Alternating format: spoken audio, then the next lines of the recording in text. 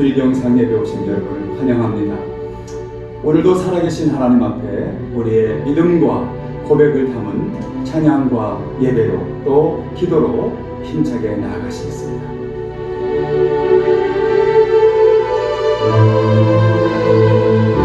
나는 하나님을 예배하는 자,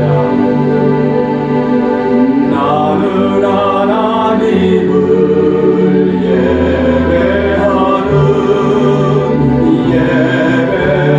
예배자입니다. 내가 서 있는 곳 어디서나 하나님을 예배합니다.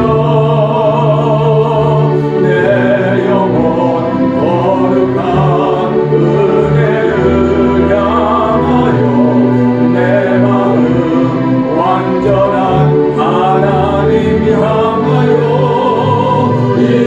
이곳에서 바로 이 시간 하나님을 예배합니다.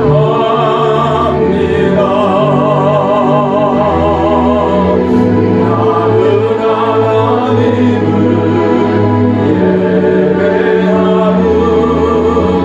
예배하는 예배자입니다. 내가 서 있는 곳 어디서나 하나님을 예배합니다. 내 영혼 거룩한 은혜를 향하여 내 마음 완전한 하나님 향하여 이곳에서 바로 이 시간 하나님을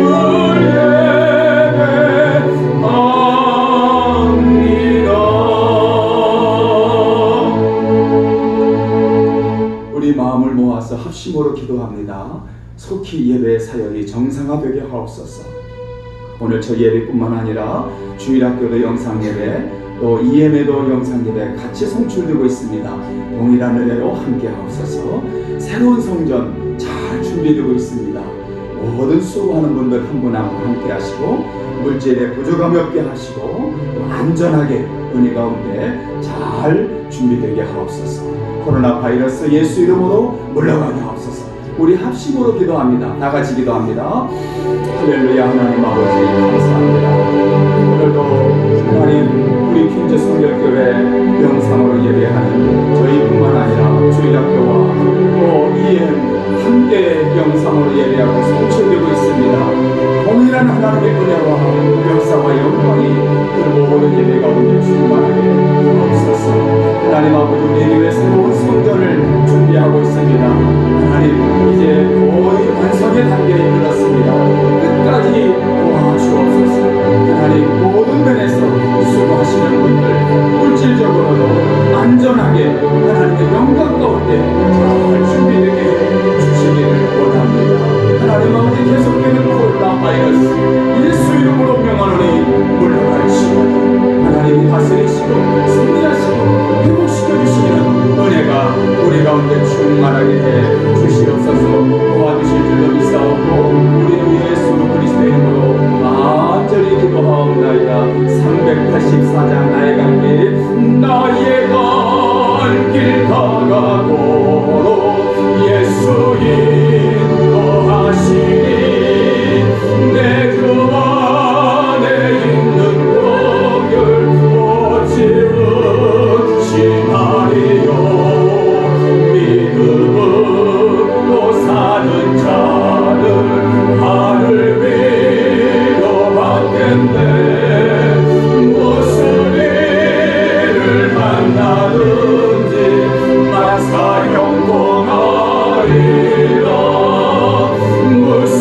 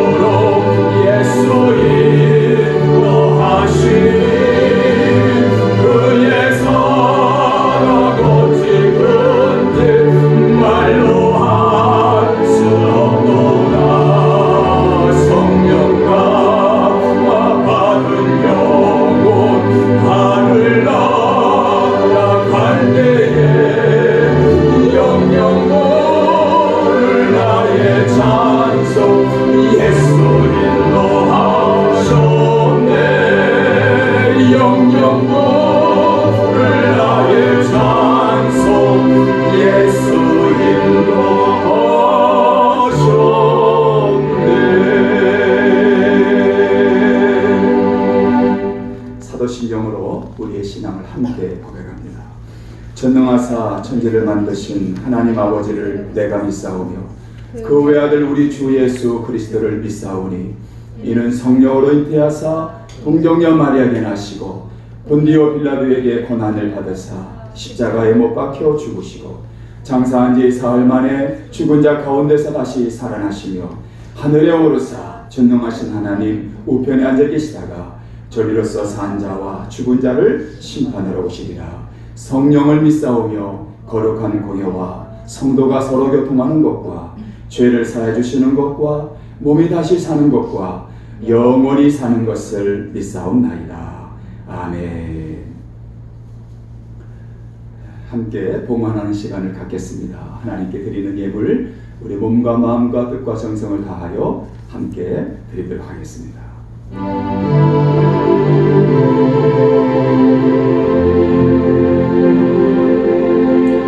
나의 모습 나의 소유 주님 앞에 오늘입니다. 모든 아픔 내 모든 눈물 받아주소서.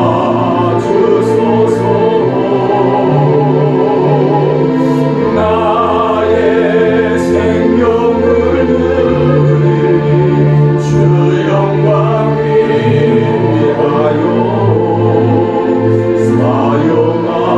사용하옵소서. 내가 사는 날 동안에 주를 찬양하며 기쁨의 제군 되리. 나를 받아주소서.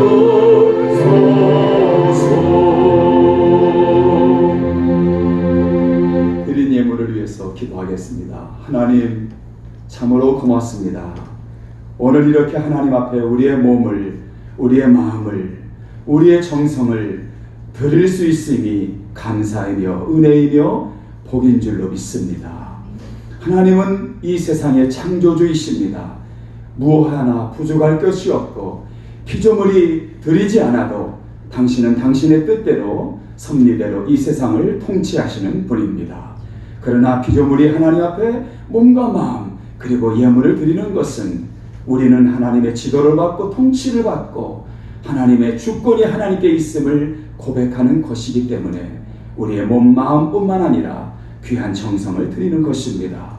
하나님, 그러기에 이 물질이 고하 많고 적음이 아니라 우리의 중심이며 마음이며 헌이시는 줄로 믿습니다. 주님, 받으시옵소서.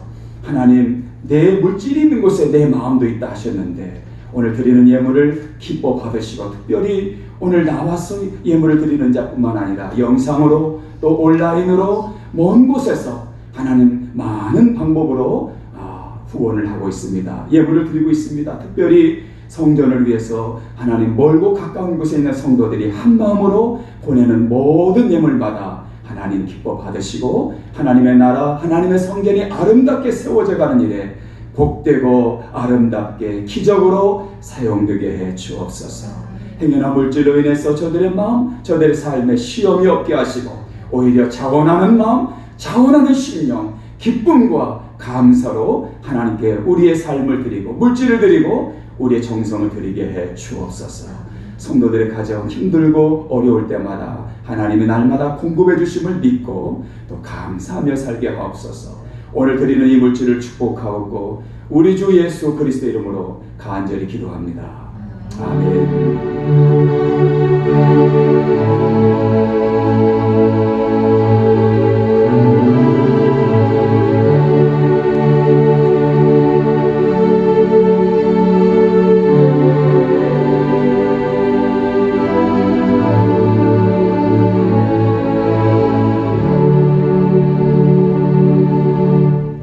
하나님 말씀을 봉독하겠습니다. 오늘 창세기 39장 1절에서 3절의 말씀입니다.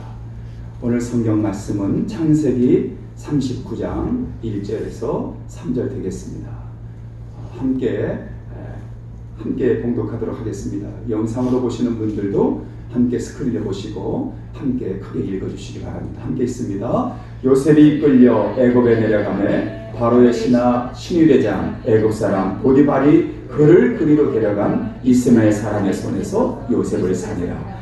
여호와께서 요셉과 함께 하심으로 그가 형통한 자 되어 그의 주인 애굽 사람의 집에 있으니 그의 주인이 여호와께서 그와 함께 하심을 보며 또 여호와께서 그의 범사에 형통하게 하심을 보았더라. 아멘. 아멘. 이 시간에는 우리 이강호 장로님의 기도가 있겠습니다.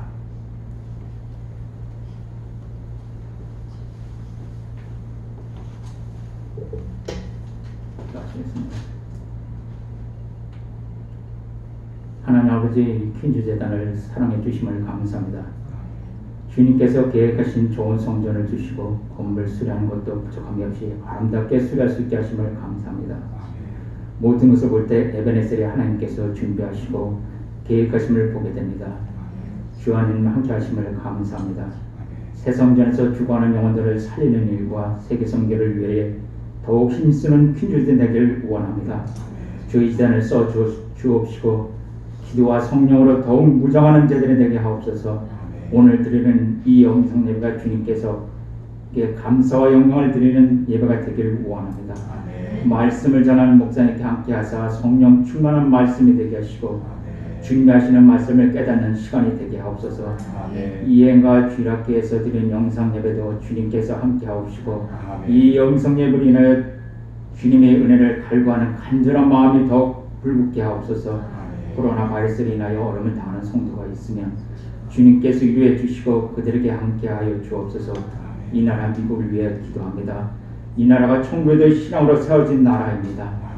주님을 두려워하며 경외하는 나라가 되게 하시고 인종차별이 없고 서로 사랑할 수 있는 나라가, 주님을 사랑하고 이웃을 내 몸같이 사랑할 수 있는 나라가 되게 하옵소서.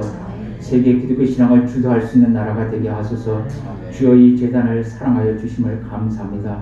이 시간에 온몸과 정성을 다해 드려지는 주님이 기뻐하시는 산지사 되길 원합니다. 주여 이 예배를 받아 주시옵소서. 이 재단을 사랑하시는 예수 그리스도의 이름으로 감사하게 드립니다.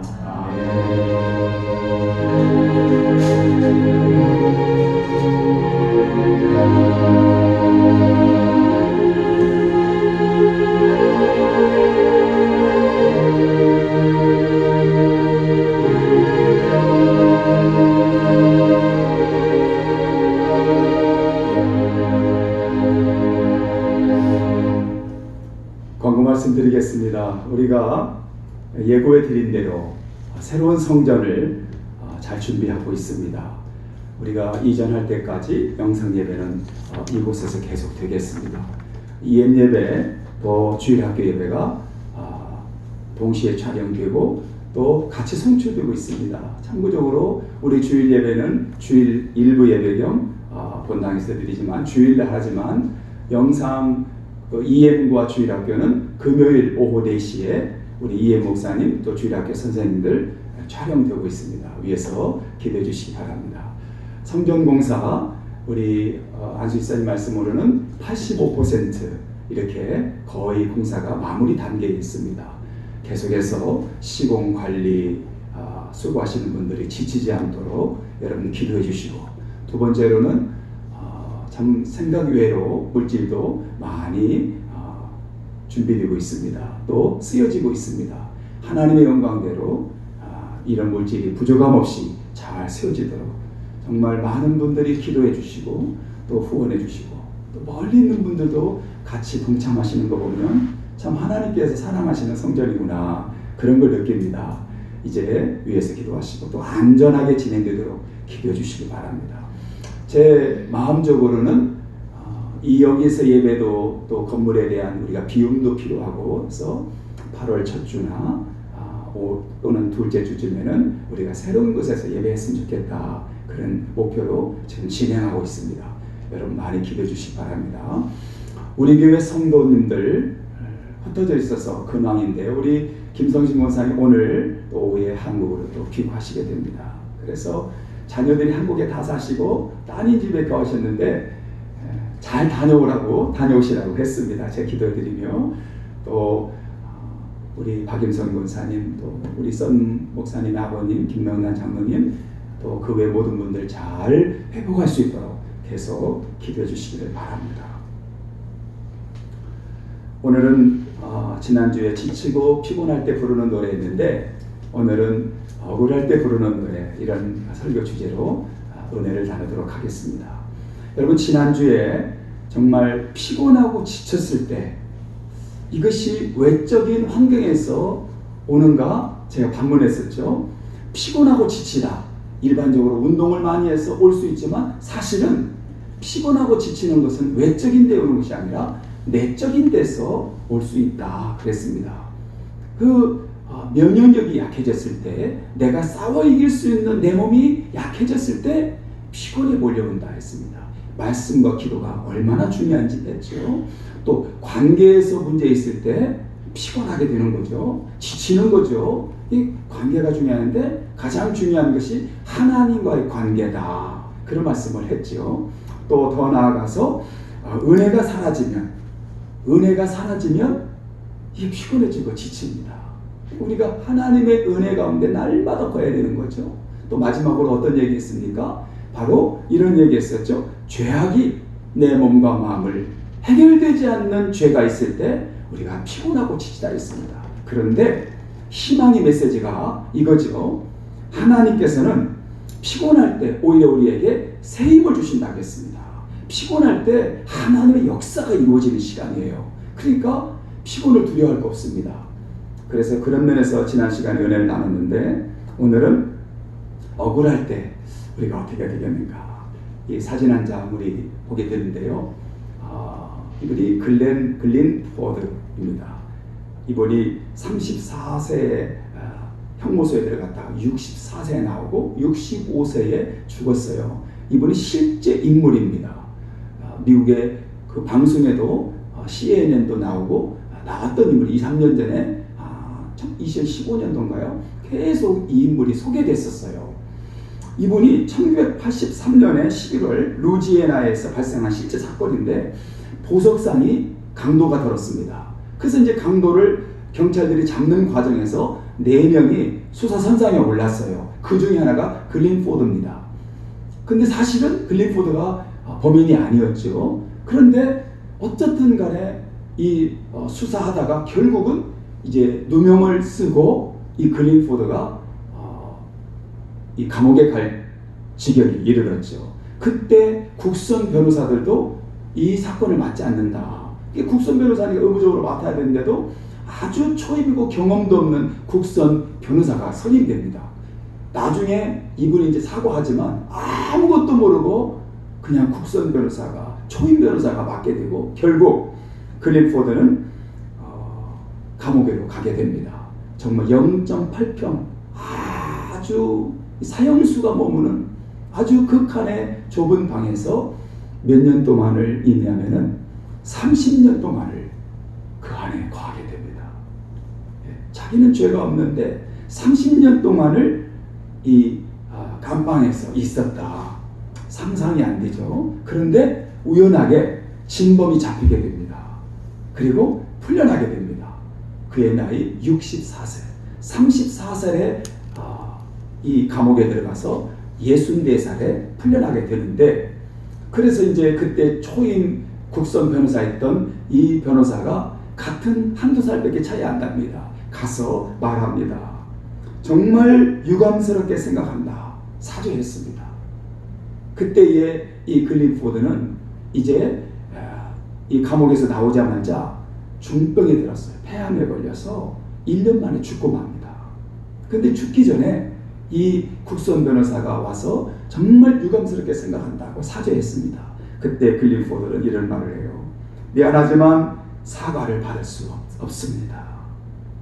미안하지만 사과를 받을 수 없습니다.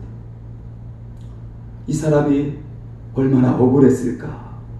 이 세상에서 이 사람처럼 억울한 일이 있을 수 있을까 싶습니다. 여러분이라면 어떻게 하겠습니까? 성경에도 억울한 경우 많습니다. 우리도 일상에 생활하면서 억울할 때 많죠. 정말 나는 그러지 않았는데, 내 마음은 그게 아닌데, 나는 정말 그렇지 않은데 상대방 환경은 이해하지 못하고, 그랬을 때 변명도 하지 못하는 이 억울함. 오늘 본문을 읽었는데 요셉만큼 억울한 사람이 또 있을까? 그래서 이 억울에 대해서 지난 주간 묵상하면서 성경 연구하는 사람 누굴까 했더니 몇 명 나오더라고요. 그 중에 이제 요셉을 빼놓을 수 없더라고요. 형들의 시기로 그저 아버지 심부름으로 형들이 있는 곳으로 갔습니다. 형들의 시기로 거기서 붙잡혀서 죽이자 하고 죽기 직전에 유다의 반대로 그냥 팔아넘기자. 그래서 웅덩이에 났을 때 또 애굽으로 가는 상인에게 팔리게 되죠. 그래서 애굽으로 팔려나가는 그 요셉의 심정, 17살 소년, 때묻지 않는 순수한 청년이 아닌 소년이 애굽으로 팔려갑니다. 그때 당시 애굽은 이 이스라엘과 비교도 안 되게 휘황찬란한 정말 문명국가. 그러니까 시골의 촌뜨기가 애굽에 처음 갔을 때 얼마나 기가 죽었겠습니까? 자기는 몸이 팔린 종이 되고 또 누명을 쓰고 억울하고 나이도 17살밖에 되지 않고 근데 애굽에 갔을 때 그 화려한 문명 앞에 얼마나 기가 죽었습니까? 제가 미국에 처음 왔을 때 벌써 이제 25년, 6년, 7년 막 돼가는데요. 기가 죽더라고요. 맨하탄에 가서 보는데.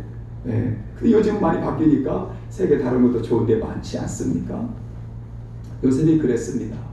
참 기가 막혔을 겁니다. 참 기가 막혔습니다. 여러분, 우리 또한 그럴 때가 있습니다. 이 고난에 대한 해답이 없어요. 우리가 고난 당할 때 해답이 있습니까?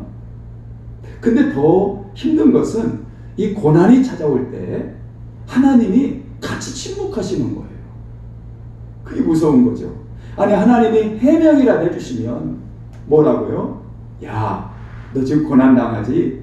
다 뜻이 있어. 조금만 참아. 너 앞으로 이렇게 되는 과정에서 있는 거야 하면은 고난에 대한 설명이 있으니까 이거 참을 수 있는 거죠. 하나님이 침묵하시죠. 또 설명도 없으시죠. 너무 힘든 기간이죠. 예를 들어서 설명이 있다고 우리가 평안이 오는 건 아닙니다. 어떤 사람에게 중한 질병을 걸렸습니다. 의사가 그 사람한테 자세히 설명할 수 없습니다. 그 설명한다고 그 사람이 평안이 온가요? 더 괴로운 거죠. 아마 하나님도 우리에게 고난이 찾아올 때 일일이 설명 안 해주시는 이유가 그거 아니겠는가. 그래서 여러분 평안은 설명을 해줘서 오는 것이 아니라 믿음으로 갖는 것입니다. 내가 믿음으로 평강을 얻는 거예요. 그래서 이 고난에서 하나님이 나를 만드시고 간섭하신다고 믿는 겁니다. 지금 이해되지 않아도 하나님이 설명 없이 침묵하셔도 하나님이 나의 이 고난을 지금 만지시고 계시오. 하나님이 관심 갖고 계시오 하고 믿는 것입니다. 여러분 이해할 수 없는 현실과 하나님의 침묵 가운데 하나님은 이 요셉을 17살의 나이지만 애굽에서 여러분 그렇게 정금같이 빚고 계셨습니다. 그의 인격도 정금처럼 빚어지기 시작했습니다. 자기만 알고 자기 세계만 알고 자기 환경에만 있는 이 소년 요셉을 그의 인격 그의 모든 삶을 하나님이 이 애굽이라는 곳에서 빚어지기 시작했던 것입니다. 요셉은 보디발의 집으로 팔려게 됩니다. 근데 보디발의 집으로 팔려나갔지만 음모에 휩싸이죠. 그리고 감옥까지 가게 되죠. 글램포드처럼 음모에 감옥까지 가게 됩니다. 정말 이 고난이라는 것이 한 번 올 때 계속 오는 거예요. 그냥 한 번 하고 또 좋은 일이 있으면 되는데 그렇잖아요. 고난이 오면 계속 어려운 일이 막 연속으로 터지게 됩니다. 39장 1절을 한번 보겠습니다. 요셉이 이끌려 애굽에 내려가매 바로의 신하 친위대장 애굽 사람 보디발이 그를 데리고 데려간 이스마엘 자손의 손에서 요셉을 사니라. 여기서 밑줄을 그은다면 이스마엘 사람의 손에서 요셉을 샀다. 이 이스마엘이 한마디로 장사꾼이에요. 그 주와 주를 연결하는 나라와 나라를 연결하는 그런 실크로드를 다니는 장사꾼입니다. 네, 장사꾼인데 이 이스마엘의 상인들은 그냥 아무 물건을 하는 것이 아니라 어떤 물건이냐면은 뭡니까? 고가의 또 요즘 말하면은 명품, 이 명품의 그를 다른 민족이나 다른 국가로 팔아 넘기고 하는 이런 역할을 하는 게 이스마엘 상인들입니다. 그러니까 그 이스마엘 상인에 그 요셉이 걸릴 거예요. 그러니까 이스마엘 상인들은 고가의 명품을 갖다 파니까 어떻게 됩니까? 당연히 애굽에서도 천민이나 무슨 하위층이 아니라 아주 높은 지위, 모든 사회적으로 그 덕망 있는 또 권력 있는 이 사람을 상대하는 거죠. 그러다 보니까 보디발을 만나게 됩니다. 보디발은 정권 2인자입니다. 그러니까 보디발이 뭡니까? 무슨 명품이 왔나 하고 다른 지역에서 뭐 중국에서 아니면 뭐에서 명나라에서 뭐 명품이 왔나 하고 봤겠죠. 근데 그 뒤에 명품이 아니라 요셉이 있는 걸 보는데 눈이 부리부리하고 야, 이 보통 소년이 아니다. 그래서 보디발의 눈에 딱 해서 사람을 사게 되는 것입니다. 여러분 가만히 보면요, 우연이지만 하나님은 섭리하시고 계신 거예요. 우리는 어떻게 말합니까? 불행 중 다행이다. 하지만 하나님은 그런 법이 없습니다. 하나님이 보디발을 만나게 한 거 하나님의 계획이에요. 우리는 각본이 없는 것 같지만 하나님은 이미 각본 가운데 만나게 해주신 거예요. 섬세한 하나님의 철저한 계획 가운데 딱 보디발을 만나게 해주신 것입니다. 여러분, 그러니까 바로의 신하 보디발을 만났다는 것 자체가 우연이 아니라 국무총리로 가게 되는 디딤돌을 하나님이 만들어 준 거예요. 나중에 알게 되죠. 여러분, 고난 중에 만나는 사소한 일들을 여러분 쉽게 생각하면 안 됩니다. 내가 고난 중이고 실망스럽고 억울한 일을 당했을 때 말도 조심하고 내 믿음의 말을 더 많이 해야 되고 철저히 입조심해야 되는 것입니다. 그때에 내가 책임질 수 없는 언행과 말들이 나가는 것입니다. 그러니까 요셉은 이 고난 중에도 하나님이 섭리하셨던 거예요. 국무총리로 가게 된 놀라운 일들이 이 보디발을 만나게 해주면서 일어난 것입니다. 지금은 안개 같지만 이 고난을 통해서 하나님이 쓰시는 각본이 있다고 믿는 것입니다. 그래서 믿음은 뭐냐? 고난 중에도 하나님이 보고 계시다. 고난 중에도 하나님이 지금 이걸 통치하고 계시다. 이걸 믿을 때에 이게 진짜 믿음인 것입니다. 내가 고난이 없고 잘 되어갈 때 누구나 다 믿을 수 있는 거죠. 진짜 헤어날 수 없는 고난이 올 때 하나님을 바라보는 것이 진짜 믿음. 2절을 한번 보겠습니다.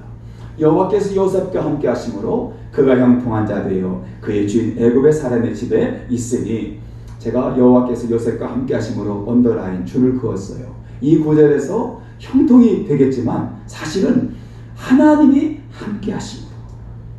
여러분, 아무리 고난이 와도 하나님이 함께하면 이건 고난이 아닙니다. 그렇죠? 고난이 왔을 때에 대통령이 함께하고 빽 있는 사람이 함께해도 든든하겠죠. 내가 지금 미국에 살면서 고난이 있으면 내 뒤에 트럼프 대통령이 딱 있어서 그 대통령 특권으로 내가 너를 석방하노라. 엊그저께 그런 일이 있었잖아요. 대통령의 고난 중에 하나가 이 죄인을 석방할 수 있는 고난이 있어요. 대통령의 고난으로 석방하노라 한 거예요. 그래서 말들이 많았잖아요. 그런데 그 대통령보다 더 큰 백이 있습니다. 하나님이 나와 함께 하심으로. 요셉이 그런 2절에 그런 말씀인 것입니다. 뒤집어 보면 요셉이 하나님과 함께 했다고도 말할 수 있어요. 요셉이 하나님과 함께 했다. 어떠한 고난이 와도 요셉은 하나님과 함께 했던 겁니다. 그러므로 어렵고 힘들 때 더 기도하고 또 하나님을 가까이 해야 됩니다. 우리가 고난 중에 하나님이 두 가지가 있어요. 하나는 고난 중에 우리를 고난에서 드러내서 고난이 없는 것으로 옮기실 수도 있습니다. 근데 이런 경우는 사실 많이 없어요. 진짜 이 고난 중에 하나님이 고난의 현장으로 오시는 경우가 많습니다. 그것이 바로 요셉의 경우입니다. 그 고난에서 하나님이 요셉을 뽑아서 너 국무총리까지 한 번에 옮긴 것이 아니라 고난의 현장에 하나님이 오신 거예요. 그러니까 이 보디발의 집은 오해받고 감옥에 가고 고난이 있었지만 은혜의 현장이 된 것입니다. 여러분 지금 겪고 있는 고난의 현장이 은혜의 장소라는 걸 알아야 됩니다. 이때 이 고난이 바뀌어서 은혜, 감사의 자리로 축복의 자리가 되는 것입니다. 네? 이 고난이 축복이라는 거 여러분 아세요? 그러면 고난을 보는 시각이 달라지는 것입니다. 3절을 보겠습니다. 그의 주인 여호와께서 그와 함께 하심을 보며 또 여호와께서 그의 범사에 형통하게 하심을 보았더라.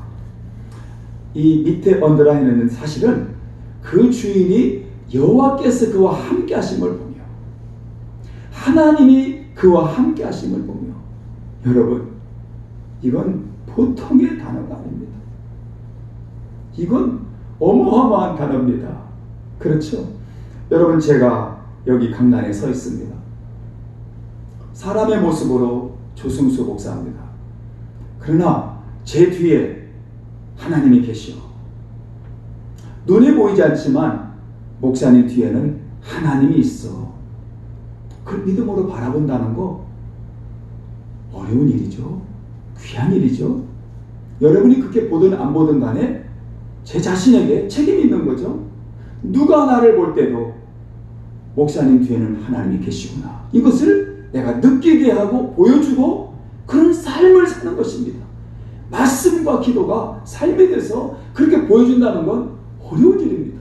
그러니까 목사지만 평생 하나님 나라 갈 때까지 제가 싸워서 노력해야 되고 나를 스스로 훈련해야 되는 부분이죠. 그건 우리 모두의 숙제입니다. 아무리 목회자라도 누가 보든 어떤 사람이 보든 조 목사님 뒤에는 하나님이 계시오. 이야 정말 그것이 느껴졌을 때 사실 걱정 못하는 거죠. 누가 감히 목사님한테 뭐라 하겠습니까? 하나님이 뒤에 있는데 그런 역사죠. 여러분도 마찬가지죠. 여러분이 교회에서 집사님으로 장로님으로 안수 집사님으로 권사님으로 정말 훌륭해. 하지만 그 모습이 여러분이 살고 있는 가정에서 가장 가까이 있는 사람이 또 여러분의 직장에서 이분 뒤에는 하나님이 있구나를 내가 보여줄 수 있다면 이건 놀라운 역사죠. 이게 어려운 일입니다. 요셉이 그랬다는 거예요. 여호와께서 그와 함께 하심을 보며 누가 가장 가까이 있는 주님. 여러분 우리가 누가 내 인정받을 때 멀리 있는 사람을 인정받는 건요 소문으로 그럴 수 있어요. 나하고 가장 가까이 있는 사람이 내 믿음을 인정하고 나와 가장 가까이 있는 사람이 내 인격을 인정하고 나와 가장 가까이 있는 사람이 내 중심을 이해한다면 최고죠. 근데 요셉이 그랬다는 거예요. 놀라운 일입니다. 보디발이 누굽니까? 정권 2인자예요? 그냥 우연하게 올라왔을까요? 아닙니다. 그는 놀라운 통찰력을 가졌을 겁니다. 사람 보는 눈도 있었을 거예요. 아무나 보고 인정하겠습니까? 근데 그 보디발이 요셉을 택했다는 건 요셉이 그만큼 정말 하나님 앞에 준비되고 깨끗하고 정직하고 그런 믿음 있는 모습으로 살았다는 걸 증명하게 되는 것입니다. 두 번째, 여호와께서 그의 범사에 형통하게 하심을 보았더라. 그런데 범사에 하나님이 요셉과 형통하는 모습을 누가 본 거예요?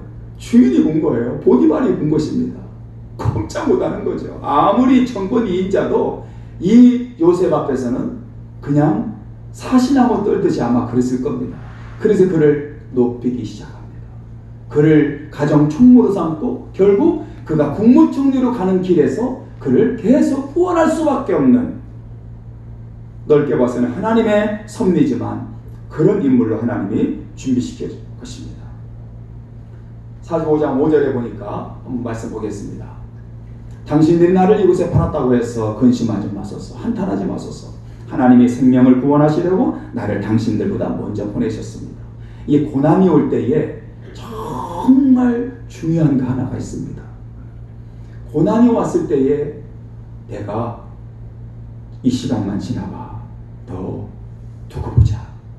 내가 반드시 복수한다. 형들 나를 이렇게 고생시켜? 두고 봐. 내가 조금만 있으면 가만 안 있을 거야. 어디를 봐도 요셉은 그러지 않았어요. 오히려 뭐라고 합니까? 당신들이 나를 팔아서 넘겼을지라도 그건 당신들이 하는 거 아닙니다. 그거 자책하지 마세요. 하나님이 나를 이곳에 보내셨어요. 원망, 이 원망이 얼마나 무서운 건가를 다시 깨닫게 하죠. 혹시 원망한 일이 있으세요? 감사하시기 바랍니다. 억울한 일 당했을 때 어떻게 해야 돼요? 그 억울하다고 상대방에게 화내지 마세요. 하나님 앞에 엎드리세요. 하나님께 호소하시기 바랍니다. 하나님이 억울히 변해서 오히려 기적이 쓰여지게 되는 것입니다. 그게 바로 이 본문 1절, 2절, 3절의 내용들이 계속 나오고 있는 것입니다. 여러분, 형통이라는 것은 아무 문제가 없다 그런 뜻이 아닙니다. 형통이 그런 거예요? 문제가 없는 거예요? 아니에요. 문제가 있어도 헤쳐나가는 능력을 말합니다. 많은 문제가 있어도 헤쳐나갈 수 있는 능력이 바로 형통인 것입니다. 그래서 형통은 세상적인 형통이 있습니다. 그게 바로 시편 30편 6절의 말씀입니다. 내가 형통할 때에 말하기를 영원히 흔들리지 아니하리라. 이건 세상적인 형통입니다. 잘 되는 거예요. 먹고 자고 쓰고 잘 되는 거예요. 근데 여기서 형통은 뭐냐? 이 안개가 있을 때 바람 한번 쑥 불으면 어떻게 됩니까? 안개가 흩어지고 그냥 공중에서 분해되잖아요. 그런 형통은 형통이 아니라는 거죠. 바람 한번 불면 없어지는 형통. 성경에서 형통은 찰나그, 이것은 셀레흐인데 여기서 여호와께서 범사에 그와 형통하게 하셨음을 보았더라. 이 말에서 형통은 찰나그입니다. 이것은 뭐냐면은 하나님이 함께하는 거예요. 그러니까 형통이 돈도 많이 벌고 권력이 있고 애기 있고 하늘마다 잘 되고 이걸 형통이라고 하지 않고 성경적인 형통은 범사에 형통하게 하심을 보았더라. 하나님이 함께하는 거예요. 그러니까 하나님의 뜻과 계획과 섭리가 누구? 나를 통해 실현되고 인도되고 과정과 함께하고 그리고 결실하게 하는 것. 이게 성경적인 형통이다. 오늘 우리가 설교 말씀 듣기 전에 불렀던 384장 크로스비 여사가 있습니다. 부모의 실수로 어려서 시력을 잃었지요. 부모의 실수로 잃었습니다. 자라면서 아니 조금만 조심하지. 내 평생에 이렇게 억울하게 앞도 못 보고 있습니까? 하고 그랬을 겁니다. 그런데 크로스비는 그렇게 원망하지 않고 억울하다 하지 않았습니다. 오히려 한 번도 억울하다 하지 않고 하나님께 감사하며 이 찬송의 고백을 쓴 거예요. 나의 갈 길 다가도록 예수 인도하시니 무슨 일을 만나든지 만사형통하리라. 무슨 일을 만나든지 만사형통하리라. 크로스비 여사의 고백입니다. 이때 우리는 형통이라고 하는 것입니다. 크로스비를 보고 세상 사람들은 불행하다, 안타깝다, 불쌍하다 할 거예요. 근데 그는 하나님, 우리 믿음의 눈으로 봤을 때는 그 사람이 형통한 거예요. 다윗 형들의 도시락 갖다 주러 갔습니다. 근데 보니까 어떻게 됐습니까? 거기에서 골리앗이 하나님을 막 어떻게 합니까? 업신여깁니다. 물맷돌로 쏴서 그 골리앗을 이겼습니다. 죽였습니다. 그러니까 그 순간에 뭡니까? 사울은 천천히 다윗은 만만히로다. 사울이 골리앗을 죽이는 자로 상황이 급변됩니다. 이런 억울한 일이 어디 있어요? 그게 다예요. 다윗이 한 일은 그거밖에 없어요. 사울한테 눈밖에 날 일이 없어요. 근데 사울이 죽이려고 합니다. 그래서 도망가는 곳이 아둘람 굴입니다. 이 아둘람 굴을 다녀온 분에 의하면 한번 가고 싶은데 지난번에 성지 있을 때 못 갔어요. 사람이 숨을 장소는 아니더라는 거죠. 그러니까 아둘람 굴에서 숨었다는 것은 이런 뜻이에요. 하나님 피하게 해주신 거예요. 여러분, 우리가 피할 때에 하나님 피하게 만들어줘야 돼요. 내가 피하려고 하면 숨지 못합니다. 그러니까 하나님이 피하게 해주시면 진짜 제대로 피하게 되는 것입니다.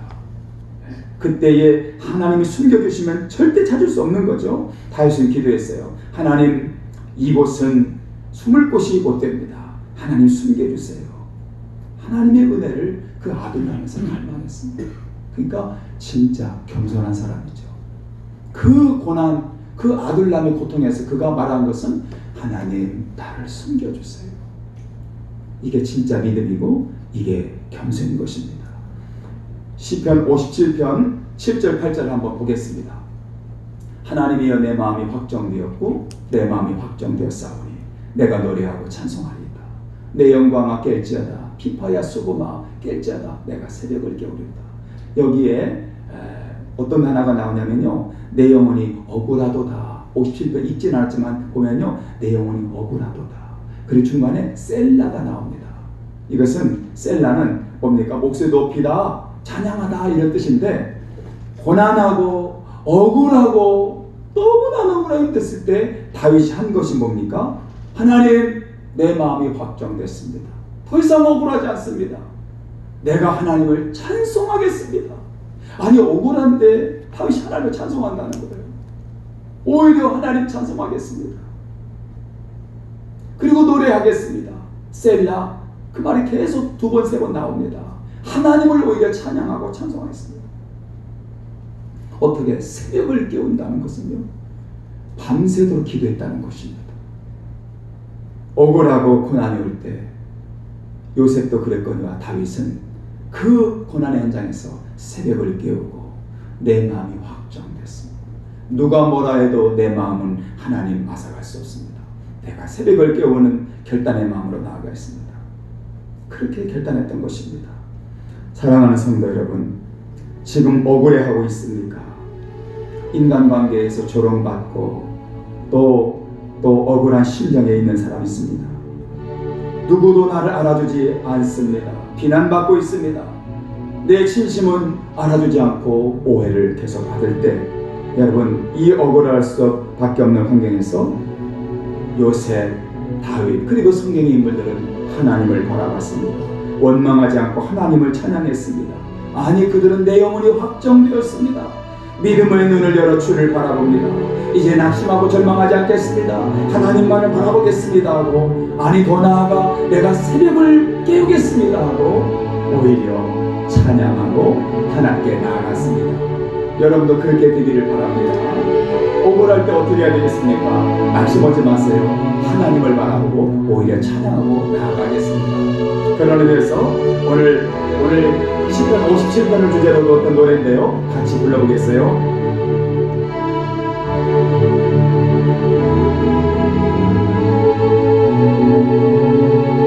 내 영혼이 확정되어 싸우니 믿음의 눈으로 주를 바라봅니다.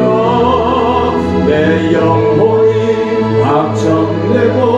확정되어 싸우니 믿음의 눈으로 주를 바라봅니다. 한 번 더. 내 영혼이 확정되어 싸우니 믿음의 눈으로 주를 바라봅니다.